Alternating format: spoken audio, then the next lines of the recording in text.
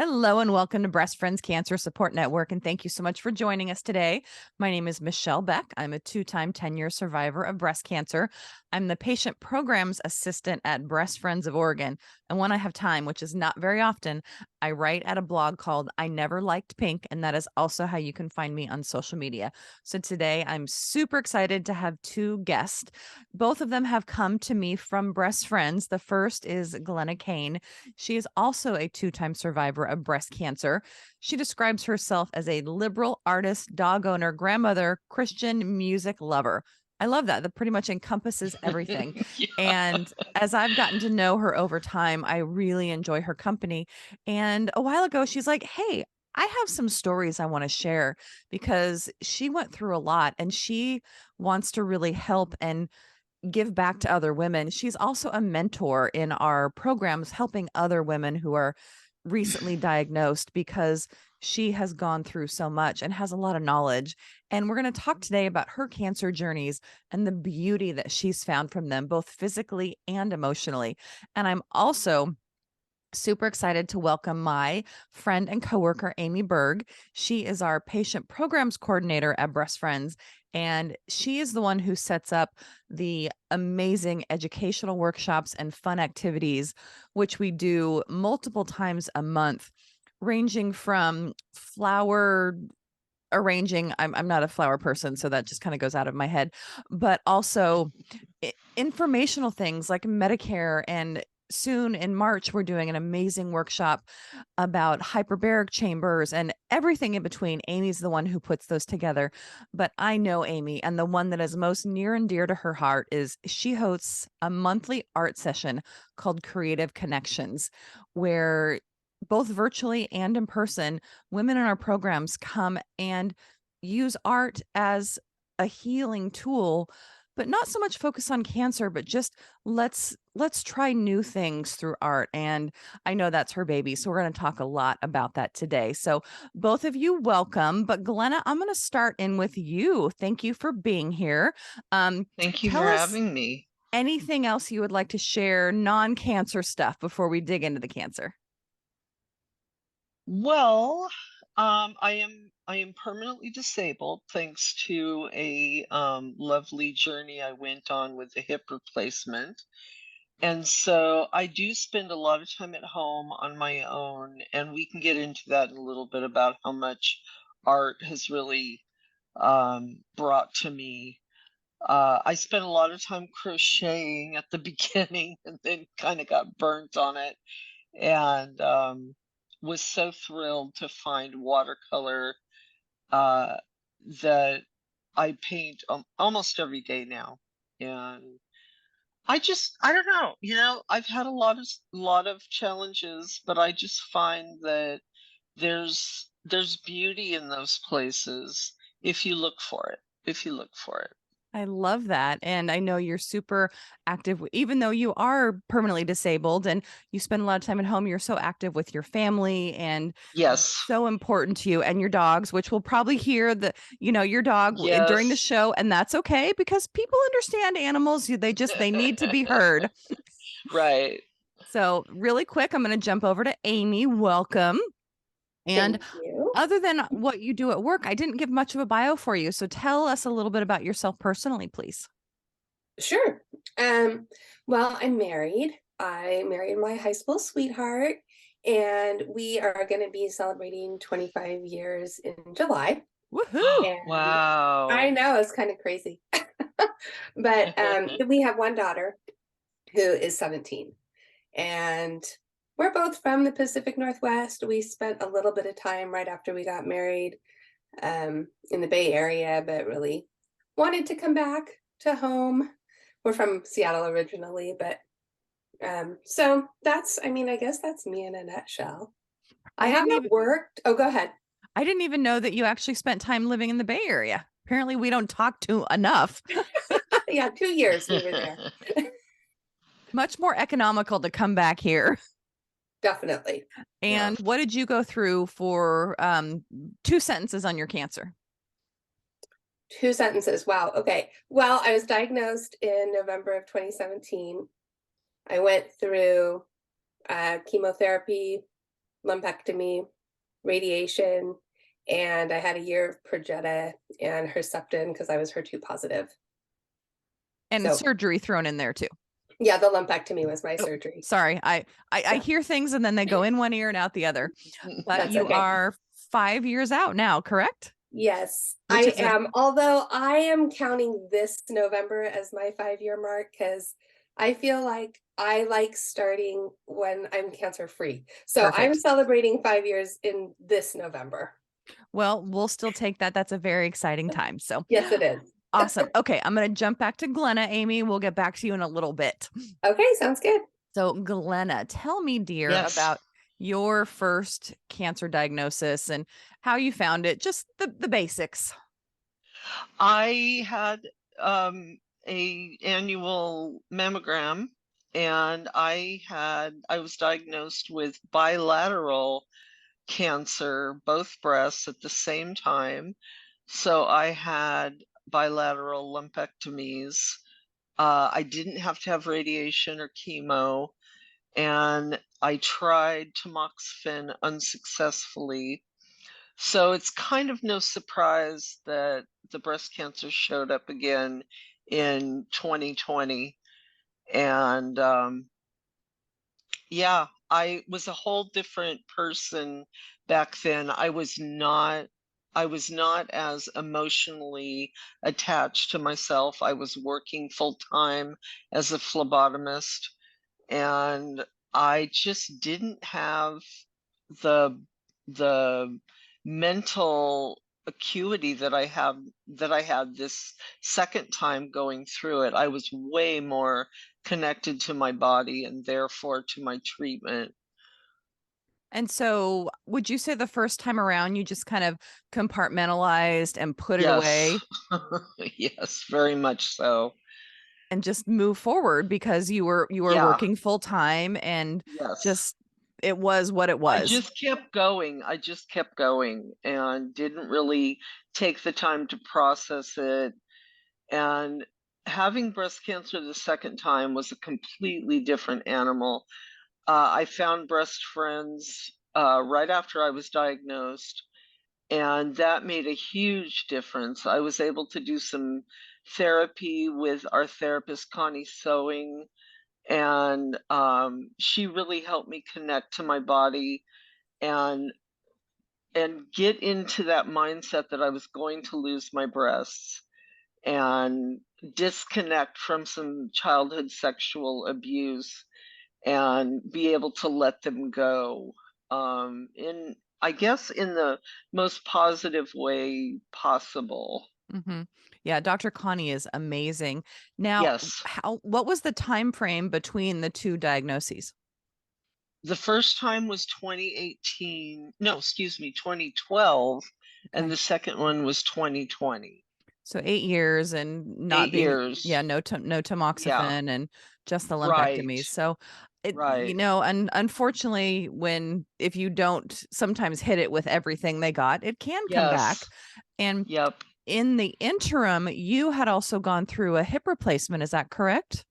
I went through a hip replacement that went south. I Okay. had 12 hospitalizations with 10 surgeries and Oh. ended up with no hip bone at all. So I have a 3-inch discrepancy in my leg lengths, and I can ambulate around the house with my walker, but when I go out, I'm either in my electric wheelchair or my manual wheelchair.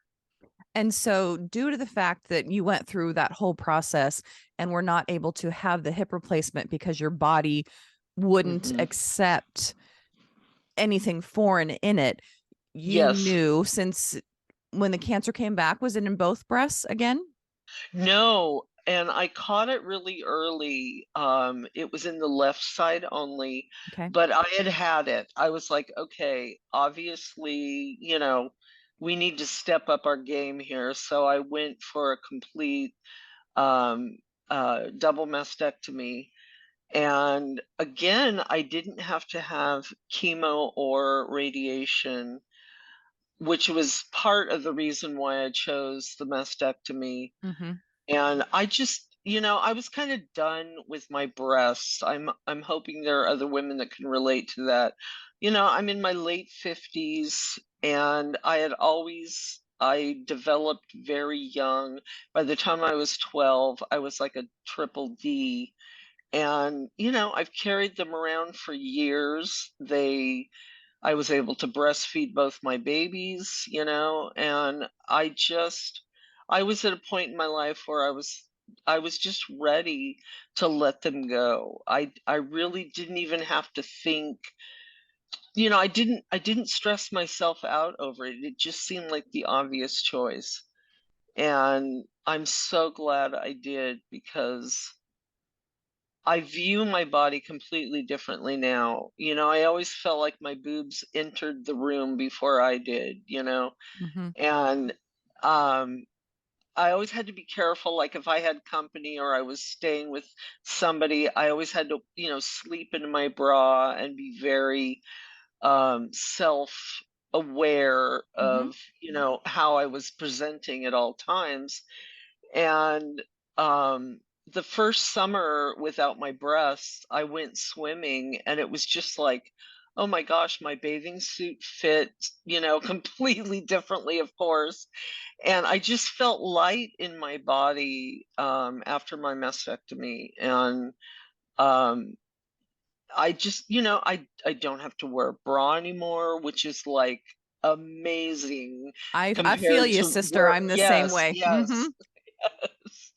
So I just happened to, feel like it was a the silver linings far outweighed the bad parts. And since you knew that you couldn't have an implant of sorts, so it wasn't even an Yeah. option to have an implant reconstruction. So what did your surgeon offer you post mastectomy in terms of finishing up the chest area after surgery?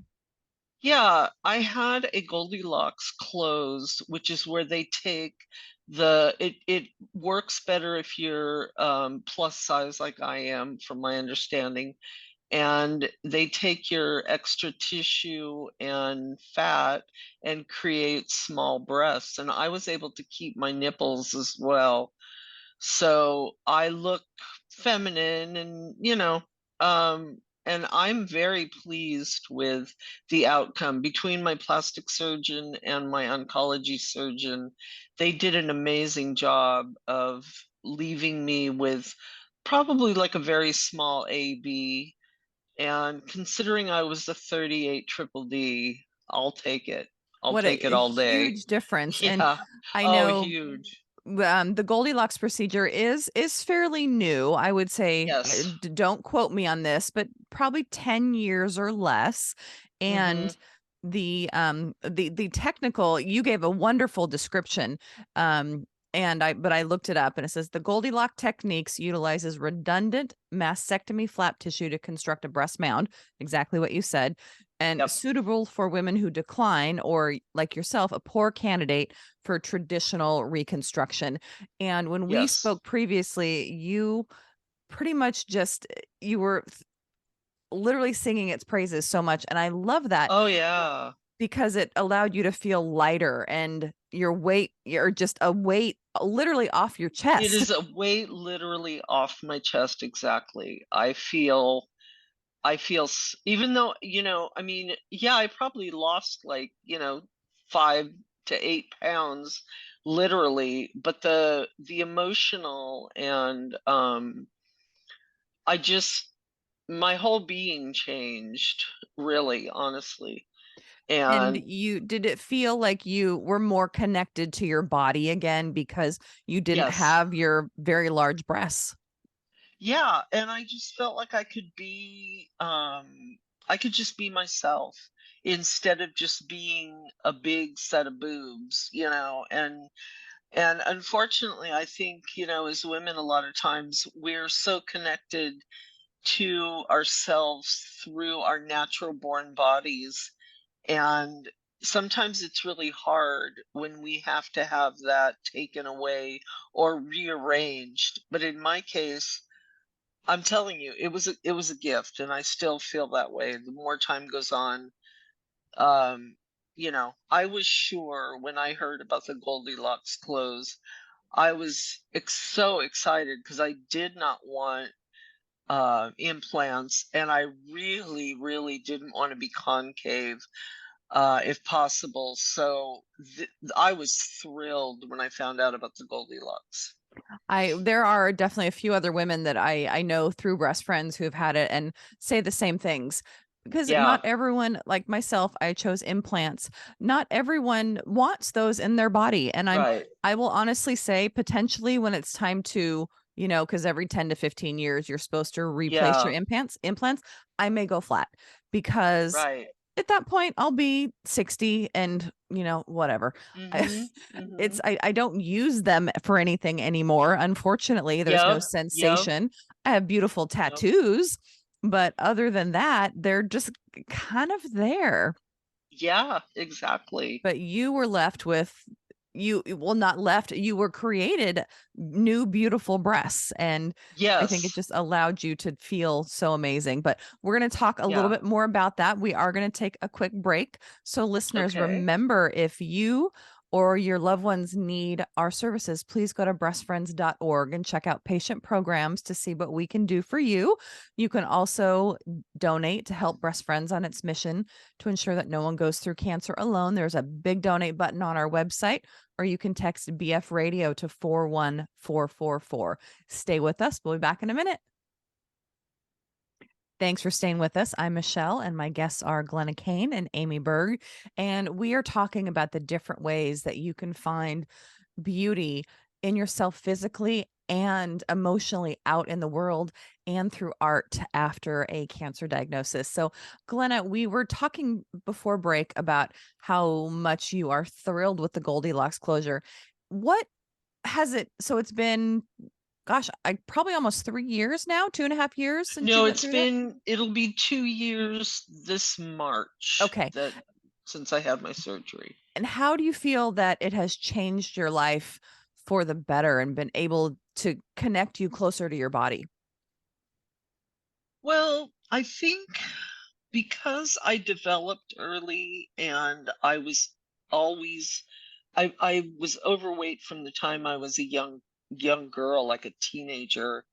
I had a lot of shame around my body, and thank God Connie Sewing and I were able to kind of unhook that and give me some closure on letting go of this part of my body that I mean, it's connected to your femininity and your sexuality, and so um, letting go of that, what had really just become lumps of weight around my neck, and still retaining my femininity and my sexuality and staying connected in a positive way were really important to me. And so now I just feel I've let go of that shame around my body, and I just feel like I definitely still feel feminine, and I'm lucky, I think, to have kept my nipples because that really helps too. Mhm. Yes. Even though there's no sensation, but when it's me in the mirror, I feel like I'm complete in a way. Oh, completely understand. And That's why I had my yeah, tattoos done. yeah, exactly. So, and I feel physically and mentally lighter.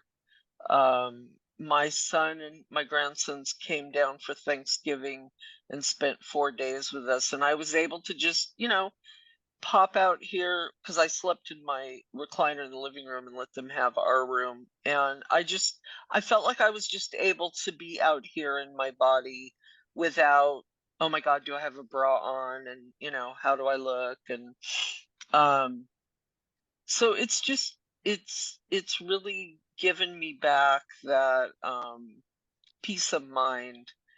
and the cancer's gone. That's the biggie. The cancer's gone. Yeah, that is definitely the And most important thing, yes, but the yes, Goldilocks really helped v move you forward into obviously a better situation with your body yes, and yes, allowing you to really love your body, which is fabulous. yes, yes, it is. And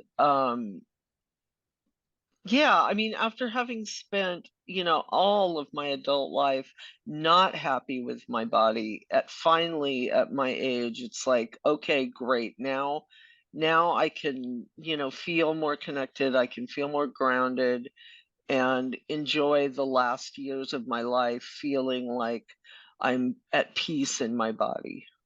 I love that, and you never think that, oh, something as awful as cancer is gonna al is Exactly. gonna allow good things to come into your life, but for you, it Yeah, has, and that's why we're it here today. has. So, Yeah. we're gonna switch gears and talk about art post-cancer for Okay. you. What does art mean to you, or when you're doing it, what is it how does it make you feel? Well, for me, it was just that I got shown that I can create. I'm not a fantastic artist by any means, but that's the whole point. It's just letting go and creating something beautiful just for my own enjoyment and getting to express myself through color has been game changer for me. And I paint every day, and I'm addicted to my metallic colors, and I love a splash of gold, and um it's just yeah, it's just creating something that I feel good about, that's just for myself. It's only for me. Which is amazing because I know as a wife and a mother and a worker, I rarely put myself first and I rarely do Right, things that are just for me. And right. I just got back from a trip and I took a small coloring book with me and I'd gotten some Uh-huh. pens for Christmas. And at one point I just kind of back in the bedroom and I colored for an hour because I just needed some Yeah, peace. And yeah. it allowed me to just kind of reset my emotions and was like, okay, I'm all good now. Yes, exactly. And that's what painting does for me. It just allows me to go to that chill place and express myself however I want, good, bad, or otherwise. Most of the time it's good. I'm really into my purples and mauves, and those are the colors to me that make me feel soothed. I can soothe myself through my art. I love that. So I'm going to jump over here now and welcome Amy Moore to talk about the art in her life. So, Amy, I know you have always been a big art person. How has it impacted your life and grown over the years? Yeah, thanks, Michelle. Well, yeah, you're right. Art has always been part of my life. I grew up sewing and loved painting and did some classes throughout my college life. At one point, I thought super seriously about becoming an art therapist, but then life sort of went a different direction. That didn't happen. Um, but, while it's always been present, it sort of took on a new life for me, I think, after cancer. That year was so difficult for me, but also for my family and my Mm. daughter. And it really was a place where we could connect and share experiences together. We could communicate to each other that way. And so it sort of grew out of that to become something more than just fun. It Hmm. became this healing kind of tool, and a place that we could connect more. And then I started taking some classes through a local hospital that were free to survivors. And like Glenna was saying, that was a time when I could be with my own feelings, with my own emotions, and it took on even a bigger new life. And So it sort of has transformed over time and over my experiences with it. Now, you said you went to some art therapy, and one of the early workshops that you hosted at Breast Friends was with art therapists from one of our local hospitals. For those who might not know, what does art therapy actually mean? So a true art therapist is usually someone who's holding a master's degree or higher. They've been trained both in art and as a therapist. So they're working as an art therapist, which means they're using usually applied art mediums like painting or drawing or things like that to be a way for people to process through their emotions, experiences, and feelings. Got it. And while you do not have the technical education, you have started an amazing program at Best Breast Friends called Creative Connections, which has become a huge favorite of women like Glenna and so many others who show up religiously every month to see what new projects you are working on. So tell us about how that started and how it's going. Yeah. So you're right. Like when you said it was really near and dear to my heart, it is. And it was born really out of my experience of doing art as therapy for myself. I wanted more people to have the experience and access to that. So in January of 2022, I started the program at Breast Friends, and we meet once a month, like you said, virtually and in person. I have a topic usually that um, it relates to cancer, but also life in general, right? Because I think people use it in a variety of ways. Sometimes Mhm. they're using it to process through what's happened as a result of cancer or during their active treatment journey. But also sometimes it's an escape and something to get away from it and do something else. So people can really use it in whatever way fits their needs the best. And I have art invitation that they can do or not do, sort of just, I keep it really open. So people can do what I've put out there if they need a little guidance on how to get started. But if they just want to roll with whatever, is speaking to them, that's also fine too.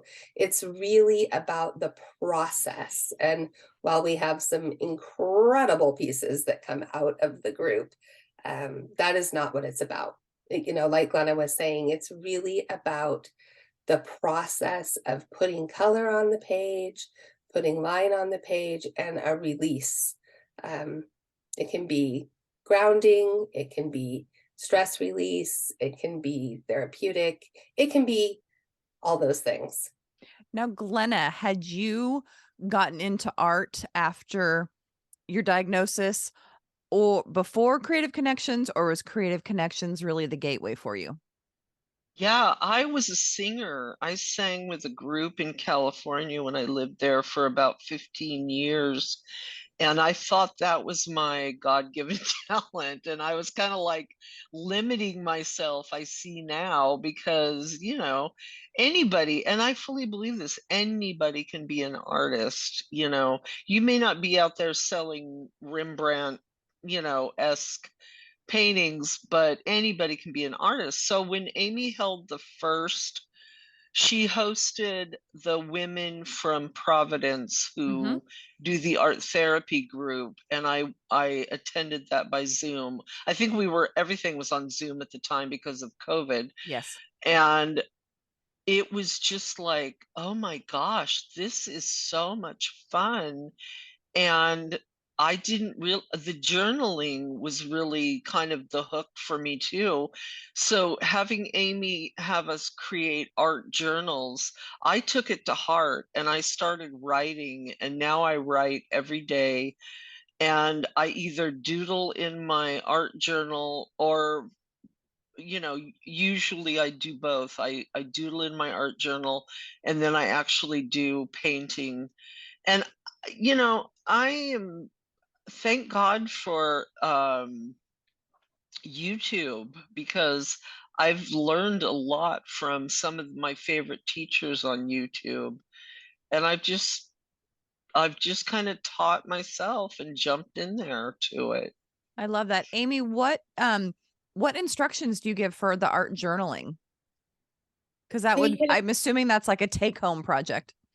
Well, I mean, there are several women in the group like Glenna who have sort of incorporated a daily practice for themselves, either through writing or art that was sort of just an extension from what we had done Mhm. in the Creative Connections meetings.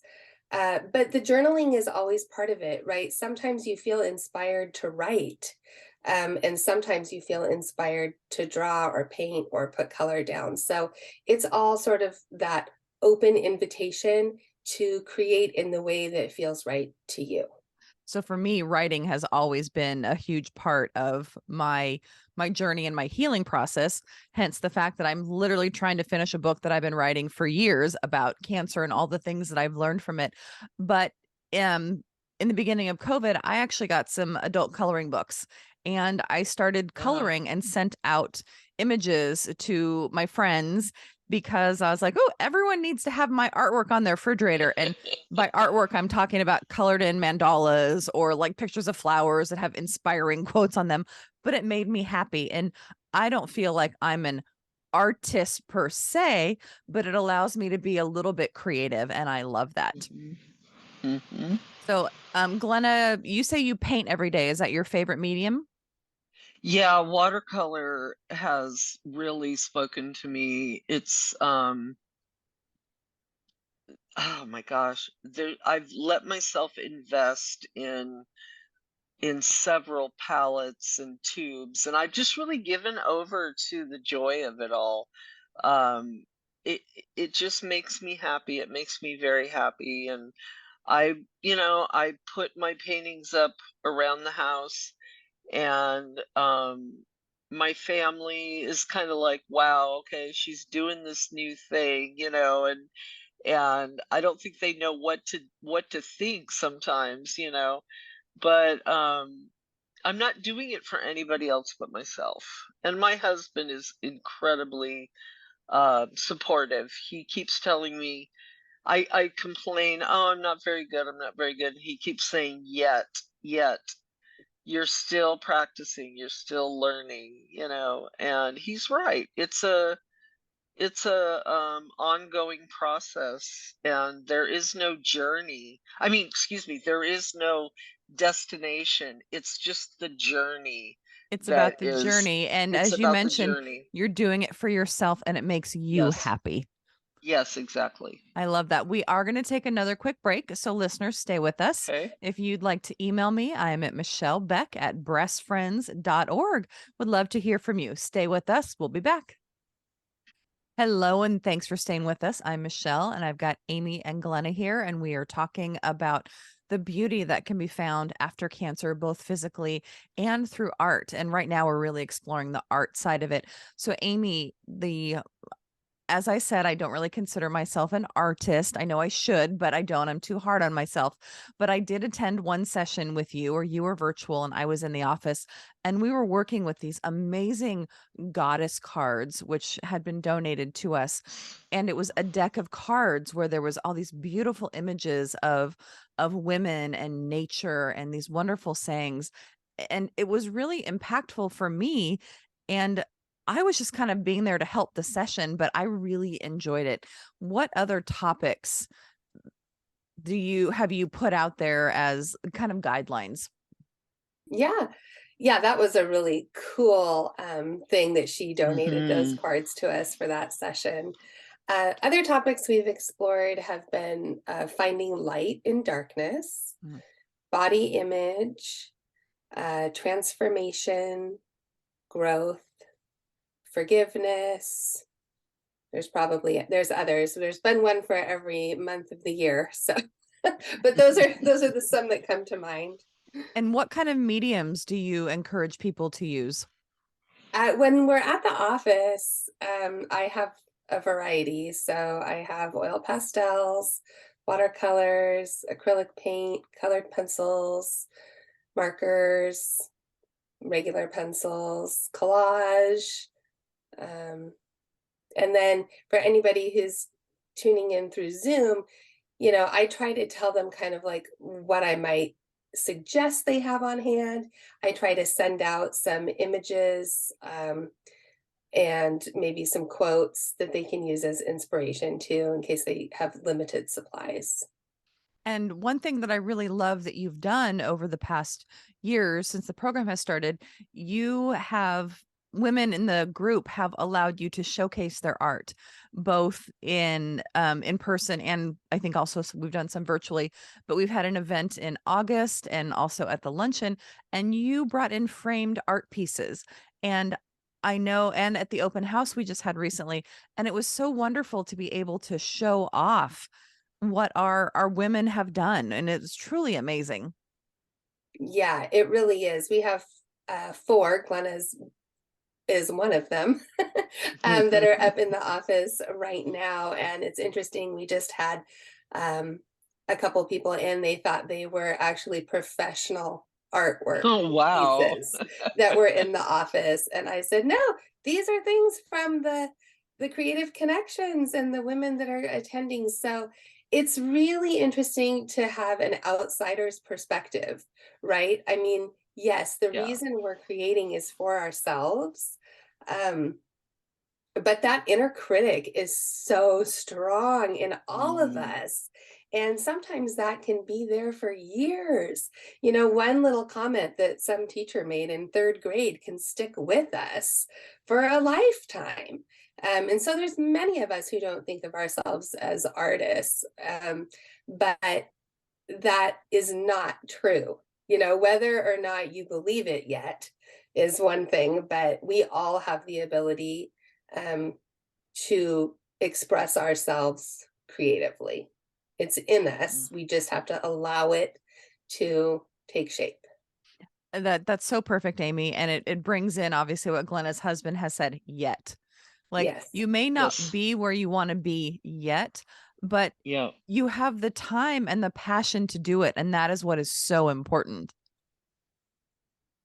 And I think it's just getting over that hurdle of allowing yourself the time to nurture that seed inside you, because I agree with Amy 100%. We all have the capacity to put a little color on paper at the very least, but it's just giving yourself permission to explore and and for me it was kind of like I wasn't even driving it. It was just something that came pouring out of me that made me want to get up every morning and do it again. And I just had to give myself that permission to first attend Amy's Creative Connection group, and then it just took over in me. Well, And and that's really the hardest part is the first time you do anything because yes, it's the unknown and it's what oh well gosh, I don't know who's going to be at this class or what I'm going to be expected to do and I can't really paint water lilies but as Monet right, would do, but I'm sure I can still create something beautiful. exactly. Yeah. And I think the other thing that can hold people back is as a society, we're really focused on product art, right? This Hmm. isn't really a process oriented art is not something a lot of people have familiarity with. And that's what I'm asking them to do is forget what the finished product looks like. Don't care about what your finished product looks like. That's kind of a hard concept to get at first. So I think Yes, it takes a little practice of just sort of letting go of expectations that you have for yourself and yeah, just going with the flow and seeing what happens, seeing what pours out of you, like Glenna said. Definitely. And Glenna, you had also mentioned it's not about the destination, it's about the journey. And I actually have friends who I knew from my prior life 20 years ago in Southern California who named their business Path because it wasn't about the destination, it's the path that you go to get anywhere. And I feel right. like art for you two in particular and for me in my own way, it's really a path to a new perspective and a new Hmm. allowing you to heal in a lot of ways as well, because you're teaching yourself new things and you're learning new things and focusing less on what's gone on in your body Yep. to focus on other things like, okay, I can move forward past the trauma that I've had and still have beautiful things in my life that I can create. Yes, exactly. Hmm. That was my whole I just felt like creating beauty, and I'm the one who gets to say what's beautiful in my on my page, and yeah, it's just, and it is. It's definitely the journey. It's letting go of all the preconceived notions of what an artist is, and allowing yourself to claim that as your as one of your titles, Mhm. and sticking a stake in and saying, I am an artist from here on out, and I'm going to allow myself the luxury of time to devote to creating beautiful things. That is that is the way I feel about finishing my book. So it's devoting time and giving myself Yes. that time to do that, because for me, I express myself in words, in whether it's Mhm. written or spoken. Like you can't stop me from getting the words out. And but I've also do love the creativity sometimes of the color on the page, and I think that's amazing. Mhm. So, Amy, obviously, Glenna can't say enough about it, but what other feedback have you gotten from participants in the creative connections? I mean, I will say hands down, it's all been positive. I have heard everything from like, can we have it more than once a month to, it's helped me um, heal both emotionally, mentally, and physically. It really is something I think that a lot of people didn't expect to love as much as they do. And they have gained confidence in their artistic abilities um, through the process of just being open to seeing what happens. They have come to like kind of change their thinking about things, and they feel more relaxed, less stressful. They have new techniques when they can feel their emotions rising or their stress levels rising. They have some more tools now in their little toolbox to help ground them and center them in those moments that they maybe didn't have before. And even when they're not in the few hour session once a month, as Glenna mentioned, there's a lot of resources out there like YouTube, and there's so Mhm. many different websites where you can get free online teaching on various techniques if you Yes. want to. Yep. And Yes. also usually all the local hobby stores offer classes and various things. Mhm. Um, one of my dear friends, Yvonne, if you're a podcast listener, you very well know her. She retired and took up painting. And that is her, like, that is, she does oil paints and they're beautiful. She made me one. It's cherry blossoms and it's on my wall right now because cherry blossoms are my thing. And I look at her and the beauty that she has created for me, and it allows happiness for myself as well. So it Mhm. gives also, if you're sharing your art, it allows you to look at your own beauty that you have created, but also give happiness to others, which I think is amazing. Mhm. Yes.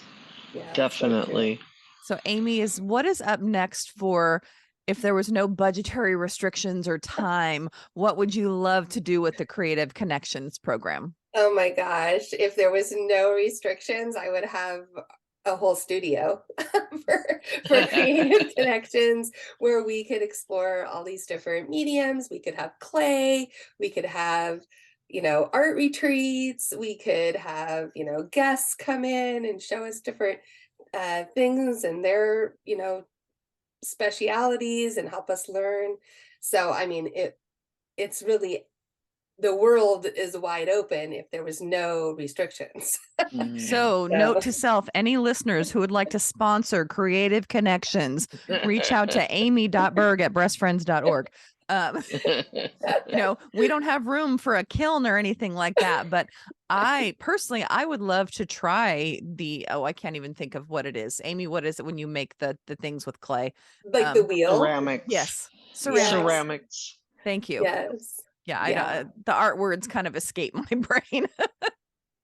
Right. I mean, there's a whole different like thing that comes in when you start talking about clay and the like sensory qualities that Mhm. happen, during something like that. So, yeah, it's there's dreams. It's if you don't have dreams, then it's never going to change. Right. Right. Someone Right. recently asked me something and I was like, you know what? Someone asked me if I was going to be somewhere recently and I'm like, no, but if you would like to sponsor me, I'll go. And they did. So, Oh, you know Yeah, what? It never hurts to ask because if you don't ask, it's never going to happen. that's right. I mean, and I kind of felt that way with just starting the program, right? I mean, it's sort of an infant program. It's only been around for a year. So, but it didn't exist at Breast Friends a year ago. And now here we are. There was over, I think, 35 women that participated in it in its first year. So that's pretty exciting. It is. And It yeah. is a very yeah. beloved program and it's something and you can tell that it's so important to you. It's not just like, "Oh, I'm going to lead this program." Not that any of your workshops are, but this you can tell your heart. This is where your heart is and it always has been cuz even early on when you join we're like, "What can we do in the art world?" Yeah, it's true. It's always been in me. I never knew how it would come to be, right? But here I am. It's a little bit of a full circle for me. So it's kind of exciting and special for me too. I love that. So Glenna, any final words of advice to someone who is going through or has gone through trauma about how to utilize art in their healing process? I think the biggest thing is just acknowledge that using art can transport you, and you just need to make your mind up to give yourself permission to jump in there and try it, because if I had said no or didn't go to Amy's creative connections, I I'd still be crocheting and I'd be bored. And I'm not bored. I'm not bored. I get up every morning and I'm excited about what I'm going to create and what doors I'm going to be opening for myself. So, That is I so would just beautiful. I would wish that for any woman, especially who are going through cancer and trying to heal from that trauma. Definitely. Thank you for sharing. So, Amy, how can our listeners find out more about Creative Connections and where they could sign up? Yeah, they can go to the Breast Friends website, which is breastfriends.org. They can go to the programs section on the website, and then there's a link there to the registration page where you can sign up to come either virtually through Zoom or in person at the office. Awesome. Thank you so much for sharing. And I'm gonna do better about attending the sessions because I'm that person who is I'm so busy that I don't take that time for myself. So I've been better about reading books. Now I need to get better about doing more art. So Amy and Yes. Glenna, both thank you so much for being here today. I love what we have Thank shared, you. both on the Goldilocks technique and how that allowed you physically to feel more beautiful and both you and Amy for the art perspective and how that has just allowed more healing and beauty to come through post cancer. So thank you both. Yes, thank you. Yes. Thank you, So Michelle. listeners, you can find out more on Creative Connections on our website calendar, breastfriends.org. Go to calendar. The next session after this airs is, I believe, February 23rd. And as Amy said, virtual or in person. And you can get all the details on signing up there. But if you or loved one need our services, please go to breastfriends.org and see what we can do for you. You can make a donation on our website. There's a big button, or by texting BF Radio to 41444. You can find our show on the Voice America Health and Wellness channel or wherever you find your podcasts. And you can also watch all of the 2022 and beyond episodes on the Breast Friends YouTube channel. So please subscribe. If you'd like to reach out to me, I am at Michelle Beck at breastfriends.org. We'll be back next week. And until then, remember, we rise by lifting each other.